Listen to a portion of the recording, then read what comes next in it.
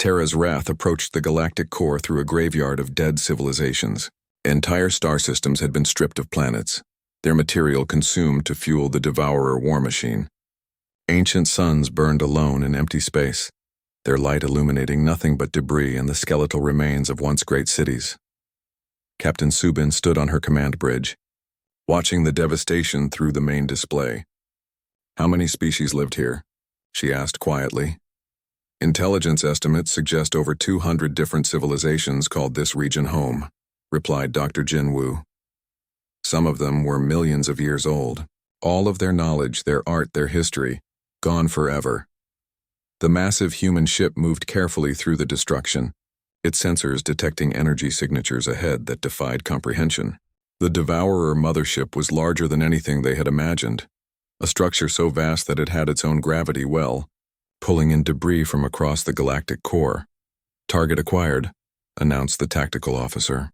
"The mothership is approximately 800 kilometers across and appears to be actively consuming nearby stars for fuel." Subin felt a chill run through her body. The enemy construction was 4 times larger than Terra's wrath, and it was still growing. Manufacturing facilities along its hull were building new ships even as she watched, each one incorporating technologies stolen from conquered species. "They've been preparing for us," reported Fleet Commander Boram. "Sensor readings show defensive systems based on our own dimensional weapons. They learned from our previous attacks." The final battle would not be the swift victory that humanity had achieved at other sites. The Devourers had adapted their technology specifically to counter Terra's wrath, creating defenses that could disrupt dimensional attacks and weapons that could strike across multiple layers of reality. "All stations, prepare for maximum combat engagement," Subin ordered. "This is what we built this ship for. If we fail here, the galaxy dies with us." The battle began when the mothership's defensive grid activated, sending waves of adaptive energy toward Terra's wrath. The human ship's shields flickered as they absorbed attacks designed to penetrate dimensional barriers. Alarms sounded throughout the vessel as systems strained under the assault. "Shields holding at 60%, reported Chief Engineer Dong Ho. "But they're learning from each hit. Our defenses won't hold indefinitely." Subin turned to her weapons officer. "Dayun, prepare the singularity weapon. It's time to use our final option." The singularity weapon was humanity's most devastating creation, a device that could collapse matter into a controlled black hole. It had never been tested at full power because the energy requirements were so enormous that they could damage Terra's wrath itself. "Charging now," Daun replied, her hands moving across complex controls. "We'll need to get within 50 kilometers of the target for maximum effectiveness." 50 kilometers was practically point-blank range for ships of this size. It would require Terra's wrath to survive concentrated fire from hundreds of enemy weapons, while closing to an almost suicidal distance. "All fighters launch," Subin commanded. "Clear us a path to the target." The ship's fighter bays opened, releasing thousands of small attack craft. Each fighter was controlled by advanced artificial intelligence and armed with miniature dimensional weapons. They swarmed toward the mothership like angry insects, drawing enemy fire away from the main assault. Master strategist Wu Jin coordinated the attack from his command center, directing fighter squadrons with tactical precision that amazed even his own staff. Fighter Groups Alpha through Delta concentrate on the defensive grid generators. Groups Epsilon through Theta target their weapon systems.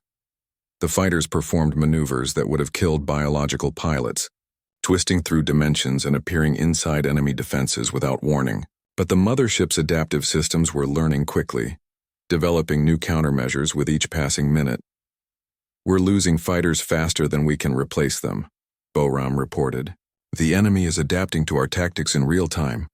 Terra's wrath continued its dangerous approach, taking massive damage from weapons that could crack planets. Hull sections were torn away by attacks that existed in multiple dimensions simultaneously. Emergency repair crews worked frantically to keep critical systems operational. 30 kilometers to target," announced the navigation officer. "Hull integrity at 40% and falling." Subin made the hardest decision of her life. "All non-essential personnel to emergency stations. Prepare for singularity weapon deployment."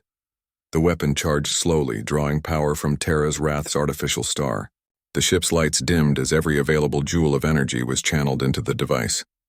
Around them, the mothership's weapons concentrated their fire, sensing that something critical was happening. 20 kilometers to target, came the report. Hull integrity at 20%. Singularity weapon at full charge, Da-Yun announced. Ready to fire on your command. Su-bin looked around her bridge at the crew members who had risked everything to reach this moment. Young officers who had trained for years in secret. Experienced veterans who had left their families behind. Scientists who had devoted their lives to developing impossible technologies. For Earth, she said quietly. For humanity. For the galaxy. Fire. The singularity weapon discharged, creating a microscopic black hole inside the Devourer mothership. The artificial singularity consumed matter at an incredible rate, growing larger and more powerful with each second. The massive enemy vessel began to collapse inward as its own mass fed the hungry black hole. But the weapon's power was beyond even human understanding. The singularity didn't stop growing when the mothership was destroyed. It continued expanding, threatening to consume Terra's wrath as well. Emergency jump, Su-bin shouted. All power to engines. Terra's wrath fled from its own weapon as the artificial black hole devoured everything within 100,000 kilometers. The mothership vanished, along with its manufacturing facilities and the thousands of Devourer ships that had been docked there. When the immediate danger passed, the human ship limped through space with massive damage to its hull and systems. But they had won. The Devourer mothership was gone, and with it, the enemy's ability to replace their losses or adapt new technologies. Damage report, Su-bin requested weakly, her command chair scorched by energy feedback. Hull integrity at 15%, Dong-Ho reported. Main weapons offline, engines operating at 30% power. We're alive, but barely. Communications officer Yu-Jin managed to establish contact with the rest of the galaxy. Captain, we're receiving transmissions from across all known systems. The remaining Devourer fleets have stopped moving. They're not attacking anymore. The victory had come at an enormous cost, but it was complete. Without their mothership to provide new technologies and reinforcements, the surviving Devourer vessels reverted to their original programming. Simple consumption of resources rather than adaptive warfare. Dr. Jinwoo analyzed the battle's aftermath from his damaged science station. The remaining enemies can be handled by conventional forces, he reported. They've lost their ability to learn and adapt. They're still dangerous, but they're no longer an existential threat. As Terra's wrath slowly made its way back toward inhabited space, Captain Su-bin received a transmission that brought tears to her eyes. It was from Earth, where 3 sister ships identical to Terra's wrath were completing their final preparations. This is Terra's Fury, reporting ready for launch, came the message from Captain Park Jamin. Terra's Vengeance and Terra's Justice will be operational within days. The galaxy now has a fleet of guardians. The balance of power had shifted permanently. Humanity, once dismissed as a primitive species barely worthy of notice, now commanded the most advanced military force in galactic history. But with that power came responsibility. President He-jin addressed the galaxy from Earth, her words carried by every communication network. Humanity did not seek to become the galaxy's guardians, she said. We built these ships to protect ourselves and our neighbors from a threat that others refuse to acknowledge. Now that threat is ended, but we will continue to defend all intelligent life. The new galactic order began to take shape around Earth's naval academies, where alien officers came to learn dimensional warfare techniques. Humanity's technologies were shared carefully with trusted allies, always with safeguards to prevent their misuse. Ambassador Cumin, no longer relegated to a corner seat, helped establish the new Galactic Defense Accord. Species that had once ignored humanity now competed for Earth's friendship and protection. But perhaps the greatest victory was not military. It was the proof that a young species, given the right motivation and opportunities, could surpass civilizations that had existed for millions of years. The galaxy learned that age did not guarantee wisdom, and that the newest voices often had the most important things to say. Terra's wrath returned to Earth's solar system as a hero, but also as a warning. The galaxy now knew what humans could accomplish when they were properly motivated. The species that had slept in obscurity while building planet-sized warships in secret would never be underestimated again. Terra's wrath emerged from hyperspace at the edge of the Valorian home system, where 3 million crystal beings had been trapped by a Devourer siege fleet. The enemy had surrounded their beautiful crystal cities with dozens of massive ships, slowly consuming the system's resources while keeping the population alive as bait for rescue attempts. Captain Subin surveyed the tactical situation from her command bridge. The Devourer fleet was enormous. Over 60 ships arranged in a complex formation that had proven impossible for Council forces to break through. Previous rescue attempts had only added more vessels to the enemy's growing collection of consumed technology. "They've learned from every battle," reported Dr. Jin Woo from his science station. "Each of those ships incorporates weapons and defenses from dozens of different species. They're more dangerous now than when they first appeared." But the Devourers had never faced anything like Terra's Wrath. While they had adapted to conventional energy weapons, projectile systems, and even exotic particle beams, they had no experience with dimensional warfare or quantum phase attacks. "Begin attack pattern beta," Subin ordered. "Target their command vessels first, then work outward in a spiral formation." The battle that followed redefined space warfare for every species watching. Terra's Wrath didn't engage the enemy fleet directly. Instead, its weapons created localized space-time distortions that caused enemy ships to attack each other. Devourer vessels found their own weapons turning against them as dimensional fields redirected their targeting systems. Fleet Commander Boram coordinated the attack from her tactical center, watching as enemy formations collapsed into chaos. "Their adaptive systems can't process what's happening," she reported with satisfaction. "They're trying to defend against attacks that exist in parallel dimensions." Within 2 hours, the entire siege fleet had been destroyed or disabled. The Valorian crystal cities remained intact, their population saved from certain death. Across the galaxy, news of the victory spread quickly through communication networks. "This is unprecedented," transmitted Admiral Tejo from his flagship. "Captain Subin, your tactics are beyond anything in our military databases.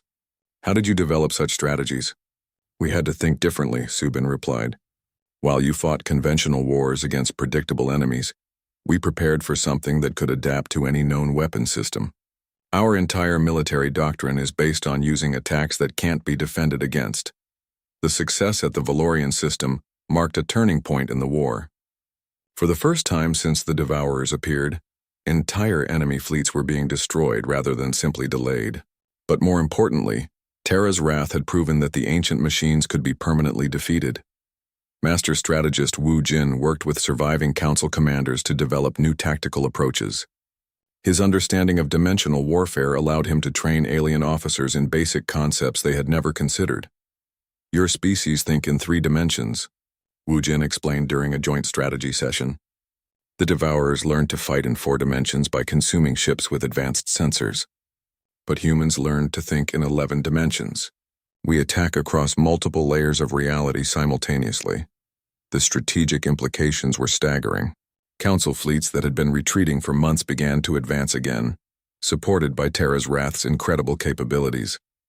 The human ship could appear anywhere in the galaxy within hours, bringing devastating firepower to bear against surprised enemy forces. But Subin knew they needed more than military victories to win the war. The galaxy's infrastructure had been severely damaged, leaving billions of refugees without homes or resources. Humanity's advanced manufacturing capabilities became as important as their weapons. "Activate the production facilities," Subin ordered. "Begin manufacturing emergency supplies, medical equipment, and temporary housing units for refugee populations." Terra's Wrath's internal factories began producing goods at rates that amazed alien observers. The ship could manufacture entire fleets of support vessels, medical supplies for millions of refugees, and construction equipment to rebuild destroyed worlds. The production capabilities rivaled those of entire star systems. Envoy Mi Ray established diplomatic relations with dozens of species simultaneously, coordinating refugee relief efforts and resource distribution. Her work was as crucial as the military victories, ensuring that saved populations could actually survive and rebuild. "The psychological impact is as important as the material support," Mi Ray reported to Subin. "Species that had given up hope are beginning to believe they can survive this war. That hope is worth more than any weapon." The ship's advanced medical facilities also proved revolutionary. Human doctors worked alongside alien physicians to treat injuries and diseases that had been considered incurable. The dimensional technology that powered their weapons also enabled medical procedures that seemed like magic to other species. Dr. Lee Min-ho, the chief medical officer, reported incredible success rates.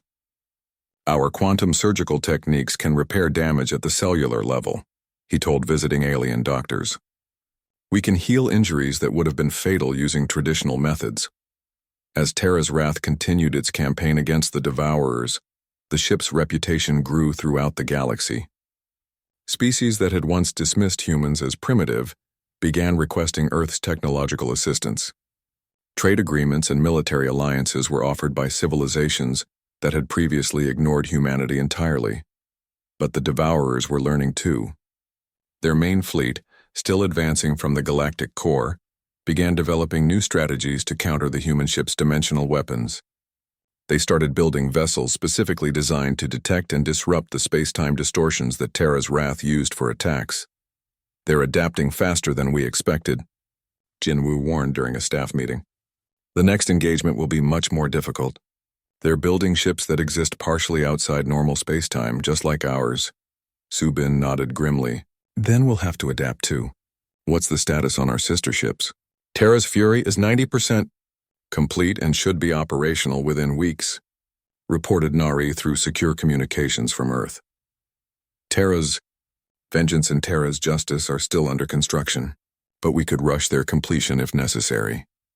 The prospect of multiple planet-sized human warships both excited and terrified the galaxy's remaining populations. Such power in the hands of any single species was unprecedented, but it might be the only thing that could save them from complete extinction. Wu Jin presented new strategic options to the Joint Command Staff. The Devourer main fleet is 3 months away from the Outer Rim, where most refugee populations are concentrated. We need to stop them before they reach those systems, but a direct assault would be extremely costly. What do you recommend? Subin asked. We hit them at their source, Wu Jin replied. Intelligence reports suggest they have a construction facility at the galactic core, where they build new ships and repair damaged ones. If we can destroy that facility, we cripple their ability to replace losses. It was a dangerous plan that would require Terra's Wrath to penetrate deep into enemy territory, far from any possible support, but it might be their only chance to end the war before the galaxy's remaining populations were consumed. Subin made the decision that would determine the fate of galactic civilization. Plot a course for the galactic core. We're going to end this war where it began. The stealth fields around Pluto flickered and died, revealing Terra's Wrath to the galaxy for the first time. The massive ship dwarfed anything in recorded galactic history. At 200 kilometers across, it was larger than most moons. Its hull gleamed with impossible geometries that seemed to bend light around them. Across the galaxy, sensor operators stared at their displays in disbelief. The readings made no sense. Where Pluto should have been, there was now a ship so large that it registered as a planetary body. The energy signatures coming from it were beyond anything in their databases. This is impossible, whispered a Valorian technician, her crystal form flickering with confusion. Ships can't be that big. The structural stresses alone would tear it apart.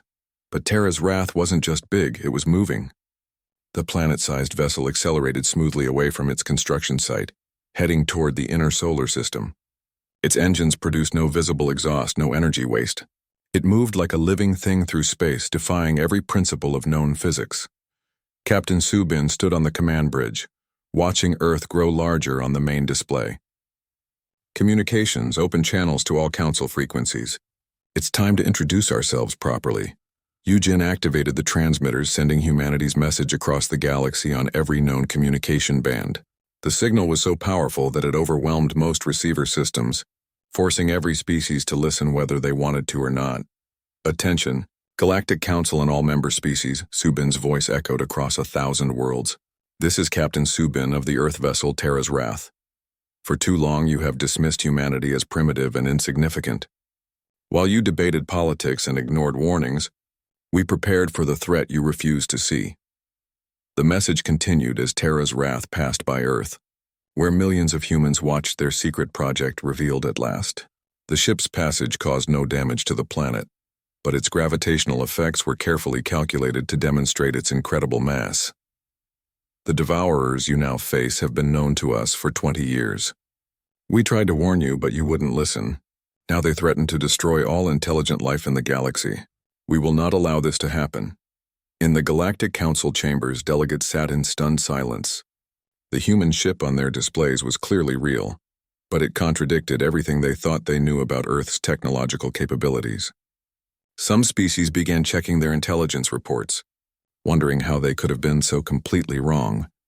Ambassador Cumin stood up from his corner seat, no longer the ignored representative of a minor world. The Terra's wrath represents 20 years of secret development, he announced to the chamber. We have been preparing for this war while you dismissed us as children playing with simple tools. Admiral Tejo's crystal body blazed with new hope. Captain Subin, this is Admiral Tejo of the Council Defense Force. We have lost dozens of fleets to these devourers. Our weapons are ineffective against their adaptive technology. Can your ship truly fight them? Subin smiled grimly. Admiral, our weapons don't work like yours. We attack enemies in ways they can't defend against. You're about to see what humans can accomplish when we're properly motivated.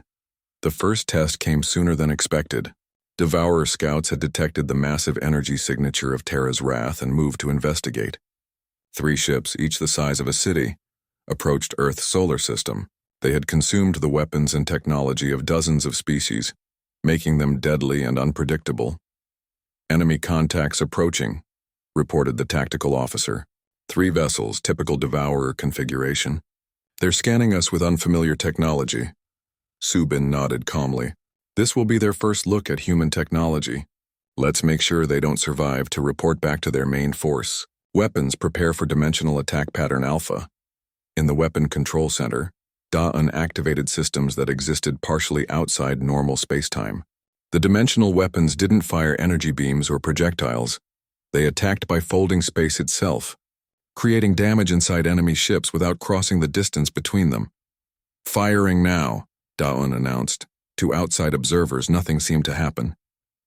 There were no visible weapon beams, no explosions in space. But inside the 3 Devourer ships, critical systems simply ceased to exist. Hull sections folded into impossible shapes. Power cores collapsed into dimensional pockets. The enemy vessels stopped moving, then began to break apart as their adaptive systems tried unsuccessfully to repair damage they couldn't understand. Within minutes, all 3 ships were debris floating in space. Direct hits, reported the tactical officer, his voice filled with amazement.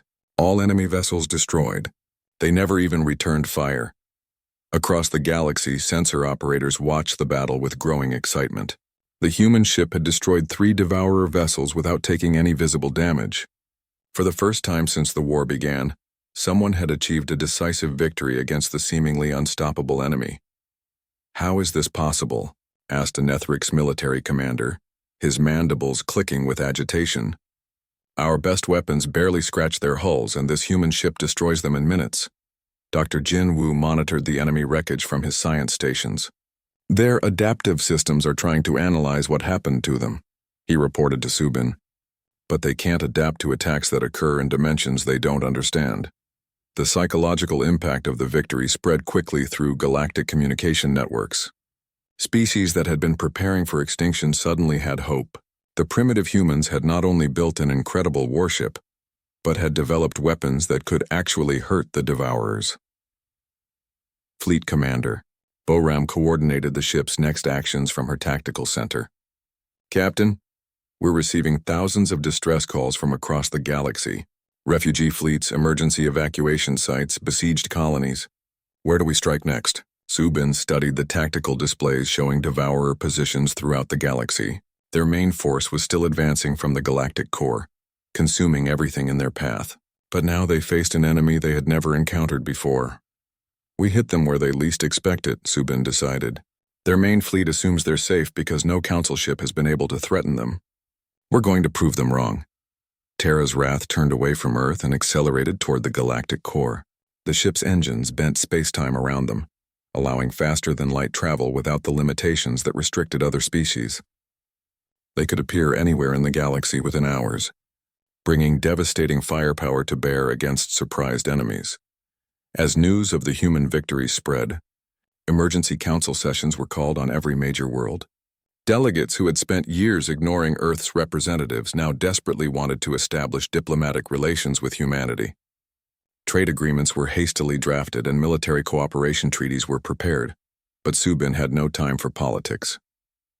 Her ship was humanity's answer to the Devourer threat, and she intended to use it effectively. The galaxy would learn that humans didn't just build impressive warships, they knew how to use them. "All stations prepare for extended combat operations," she announced to her crew. "We're going to show the galaxy what happens when you threaten humanity and its neighbors.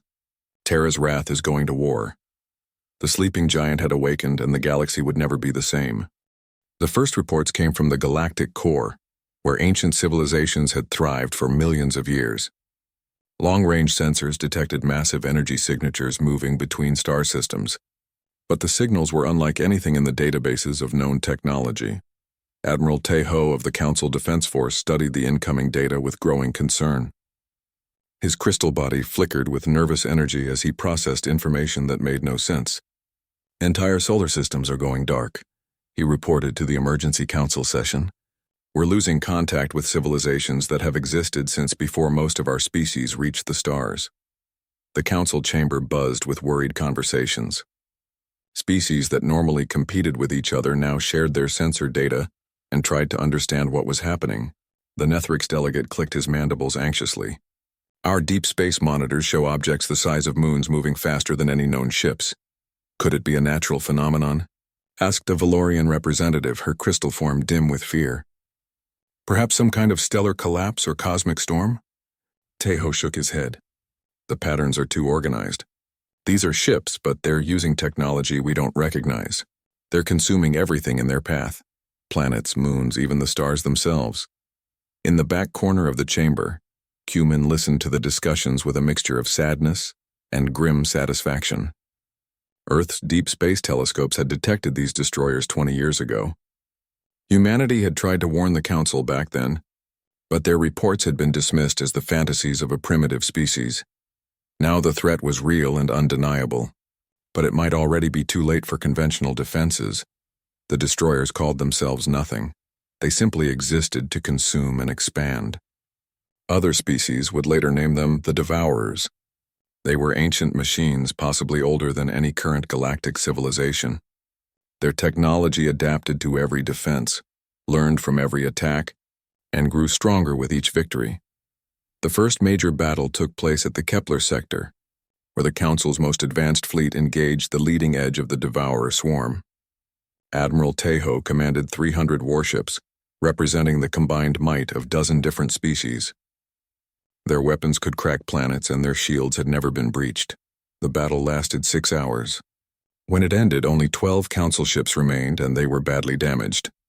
The Devourers had not only survived the attack, but had grown larger by consuming the destroyed vessels. Their hulls incorporated the wreckage, adding new weapons and defenses to their already overwhelming capabilities. "This is Admiral Tejo to all Council forces," came the desperate transmission. "Conventional weapons are ineffective.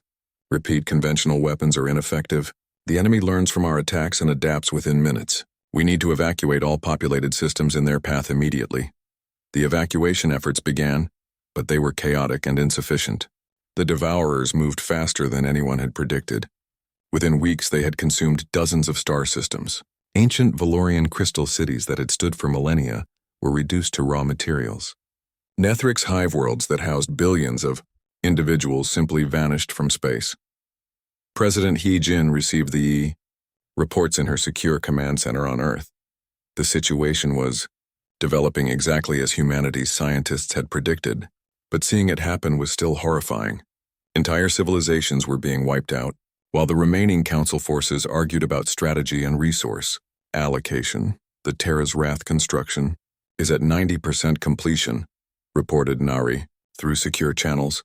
"We could launch within days if necessary, but we won't have time for full crew training." Yejin studied the tactical displays showing the Devourers advance. "How long until they reach the outer rim where most Council species have their refugee centers?" "At their current pace, 18 months, but they're accelerating as they consume more resources." The President made the decision that would change galactic history forever. "Prepare Terra's Wrath for immediate launch. Begin emergency crew boarding procedures. It's time to reveal what humanity has really been doing." Captain Subin received the order while conducting final systems tests on the massive ship. Her crew of 50,000 was ready, though many were younger and less experienced than she would have preferred. The automated systems would handle most functions, but she still worried about their performance in actual combat. All departments report ready for departure, her tactical officer announced. Weapon systems are online, defensive shields are operational, and all fighter bays are fully loaded. Subin looked at the main display, which showed the Devourer advance and the panicking Council fleets. For years, alien species had treated humanity as insignificant children. They had ignored human warnings and dismissed human technology. Now those same species were facing extinction while humans prepared to save them. The irony wasn't lost on her crew. Communications Officer Yu Jin prepared the broadcast systems that would announce humanity's entrance into the Galactic War. Captain, we're ready to transmit on all Council frequencies. Every species in the galaxy will hear our message simultaneously. And our stealth systems? Subin asked. Disengaging in 3 minutes, replied her chief engineer. The galaxy is about to discover that Earth is not what they thought it was. Meanwhile, the Devourers continued their relentless advance. Their scouts had detected the Council's evacuation efforts and adjusted their strategy accordingly. They began targeting refugee ships and emergency supply lines, maximizing the psychological impact of their attacks. Dr. Jin Wu monitored the enemy's behavior from Terra's Wrath's science stations. They're learning faster than we expected, he reported. Each engagement makes them more efficient. We may only get one chance to surprise them before they adapt to our technology. The ship's artificial intelligence systems were already analyzing Devourer tactics and developing counter-strategies. The quantum computers processed thousands of possible scenarios, calculating the best approaches for their first engagement. Success would require perfect execution and complete surprise. As Terra's Wrath prepared to launch, emergency sessions continued at the Galactic Council. Species that had dominated galactic politics for millennia now begged for help from anyone with advanced technology. Some delegates even suggested contacting species they had previously considered too primitive to be useful. What about the humans? Asked a desperate Valorian representative. Their industrial reports show they've been expanding their capabilities significantly. The suggestion was met with skeptical laughter from some delegates, but Admiral Tejo was more thoughtful. At this point, we need help from anyone who can provide it. Even a primitive species might have weapons or ideas we haven't considered. Q-Min smiled quietly in his corner seat. If only they knew what was coming. The species they had dismissed as backward cave dwellers was about to field the most advanced warship in galactic history. The galaxy's assumptions about technological progress and civilization were about to be shattered forever. The countdown to Terra's Wrath's launch began, and with it the first real hope the galaxy had seen since the Devourers appeared. The massive construction site around Pluto hummed with constant activity. What had once been a small frozen world was now the skeleton of something incredible. The planet had grown to 3 times its original size, wrapped in layers of advanced materials that gleamed like polished metal under the distant sun. Subin floated near the command center, watching thousands of workers and automated systems add new sections to the enormous ship. She had been chosen to captain this vessel, though calling it a ship felt inadequate. It was more like a mobile planet designed for war. Captain, the hull plating for Section 7 is complete, reported one of her officers. The living metal has integrated perfectly with the existing structure. Subin nodded. The living metal was one of their greatest innovations. It could heal damage automatically, adapt to different types of attacks, and even grow stronger when exposed to enemy weapons. No alien species had developed anything like it because they had never needed to. Their wars were fought with conventional weapons against predictable enemies. Deep inside the massive vessel, Jinwoo worked in his laboratory surrounded by equipment that would seem like magic to most alien scientists. He had spent years developing weapons that attacked enemies in ways they couldn't defend against. His latest creation could fold space itself, creating attacks that appeared inside enemy ships without passing through their shields. The dimensional weapons are ready for installation, Jinwoo told his team. Each one can target multiple enemies simultaneously across different layers of reality. His assistant, a young scientist named Yoon Seo, looked at the readings with amazement. The power requirements are enormous. Are you sure our energy systems can handle it? Jinwoo smiled. That's the beauty of our artificial star. It produces more energy than we know what to do with. We could power 100 ships this size if we needed to. The artificial star at the ship's core was another breakthrough that alien science couldn't match. Instead of using dangerous fusion reactors or limited power cells, humanity had learned to create a small, controlled star that provided unlimited clean energy. The technology had taken 15 years to develop, but it made their ship capable of things that other species considered impossible. In the engineering sections, Dong Ho supervised the installation of the ship's defensive systems. The shields didn't just stop incoming attacks, they existed in folded space-time, making the ship partially exist in another dimension. Enemy weapons would pass through empty space while the ship remained perfectly safe. The shield generators are online, Dong Ho reported to Subin. We've successfully tested them against simulated attacks. Even the most powerful alien weapons won't be able to touch us. The ship's fighter bays were equally impressive. Each bay could launch entire fleets of small attack ships, all controlled by advanced artificial intelligence. The fighter craft used the same dimensional technology as the main weapons, allowing them to appear anywhere on a battlefield without warning. Subin walked through the corridors of her command, marveling at what humanity had accomplished. The ship was 200 kilometers across, with multiple levels that each served different purposes. There were manufacturing centers that could build new weapons and ships during battle. Living quarters for the crew were designed to feel like parks and cities rather than cramped military spaces. The medical bays used technology that could heal almost any injury in minutes, but the most impressive feature was the ship's brain, a quantum computer system that could process information faster than any biological mind. It could analyze enemy movements, predict their strategies, and coordinate millions of different systems simultaneously. The computer was so advanced that it almost seemed alive. How many people will we need to operate the ship? Subin asked her staff during a planning meeting. Surprisingly few, replied her tactical officer. The automation systems can handle most functions. We'll need about 50,000 crew members for full operations, but the ship could fight effectively with just 10,000 in an emergency. This was another advantage over alien vessels. Their ships required huge crews to operate all the different systems manually. Humanity's ship was designed to be efficient and deadly, with a relatively small number of people. The construction had required resources from across the entire solar system. Automated mining ships had stripped entire asteroid belts, harvesting rare metals and materials. The operation was so large that it had changed the structure of the solar system itself, but alien patrols never noticed because their sensors couldn't penetrate humanity's stealth technology. Earth's factories had been completely rebuilt to support the project. New manufacturing techniques allowed them to create materials that were stronger than anything in the known galaxy. The planet's entire economy had been secretly restructured around supporting the construction, but citizens were told it was for expanding space exploration and colonization. Nari reviewed the construction reports with satisfaction. We're ahead of schedule on most systems, she told her team. The weapon arrays will be complete in 18 months. The defensive systems are already operational. We could launch tomorrow if we had to. What about the crew training? Asked one of her assistants. Captain Subin has been running simulations with volunteer crews for 2 years, Nari replied. They're ready. The question is whether the galaxy will be ready for us. The ship had been given a name that reflected its purpose, Terra's Wrath.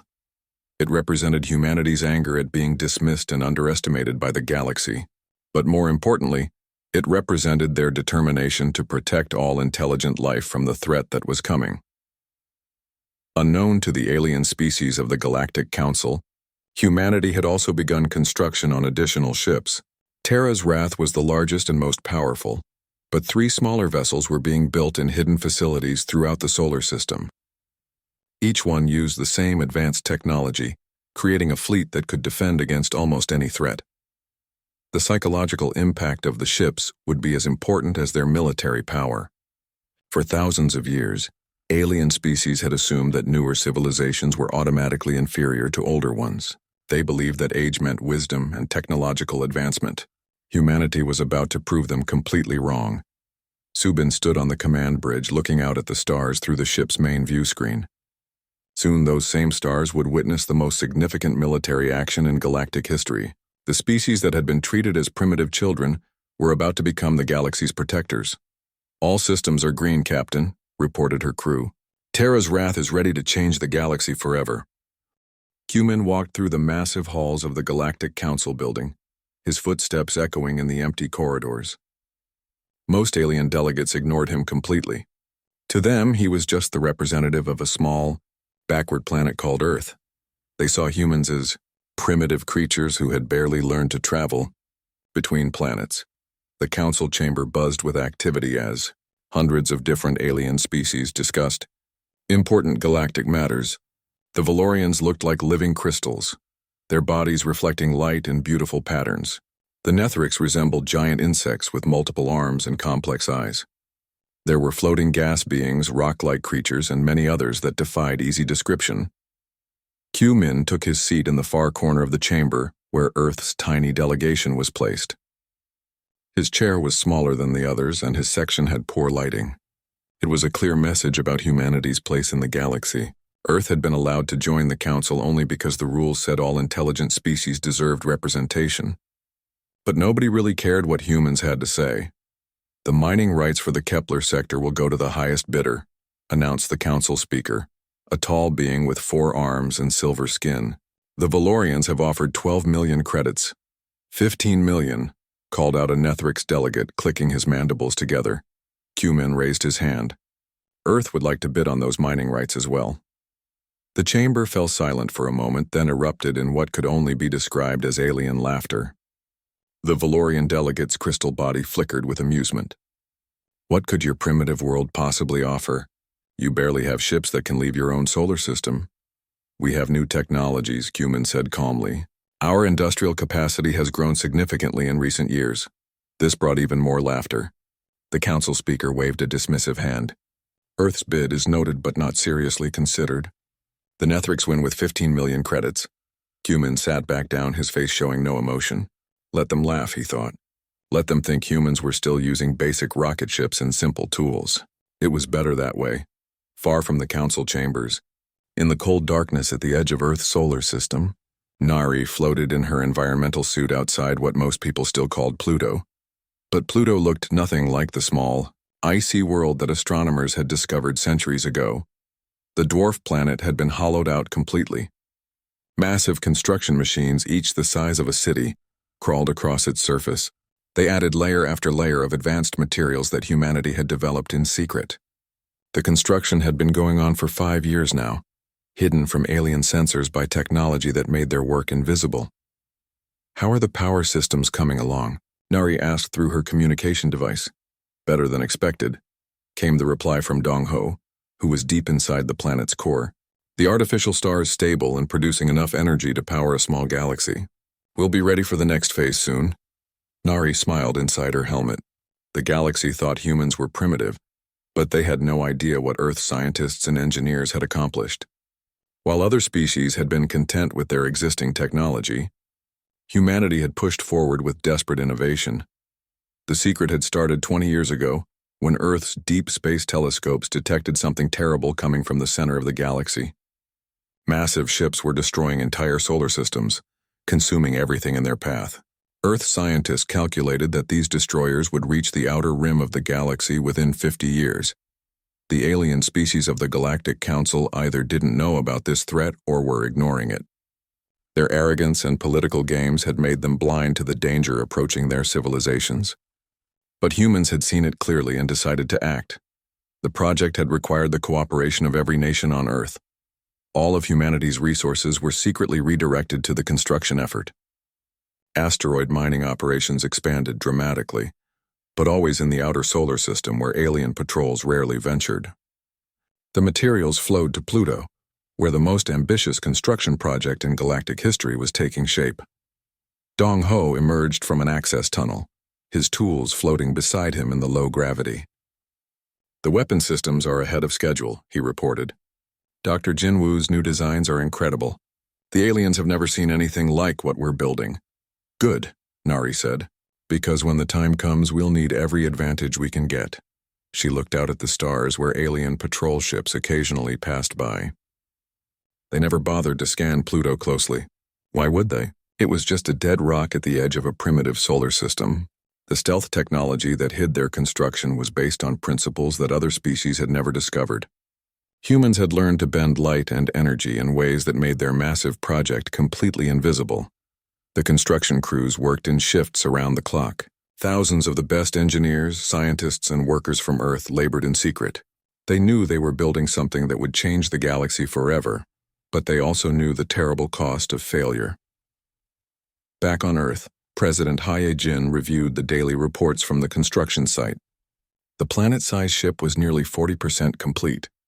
Its hull was made from living metal that could repair itself and adapt to different threats.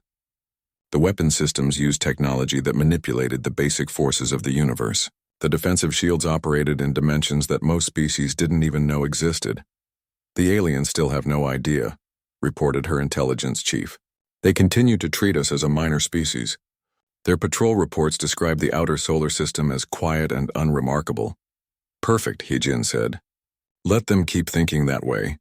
How long until the ship is operational? 2 more years for basic functionality. 3 years for full combat readiness, Haye-Jin nodded. The timeline was tight, but it might be enough. The galaxy's ignorance of humanity's true capabilities was their greatest advantage. Every day that passed brought them closer to unveiling a weapon that would shock every alien civilization. The irony wasn't lost on her. The species that the galaxy had dismissed as primitive cavemen were building the most advanced warship in galactic history. While the Council debated trade routes and mining rights, humanity was preparing to defend them all from a threat they couldn't even imagine. The secret would not last forever, but it didn't need to. Soon the galaxy would discover what humans could accomplish when their survival was at stake.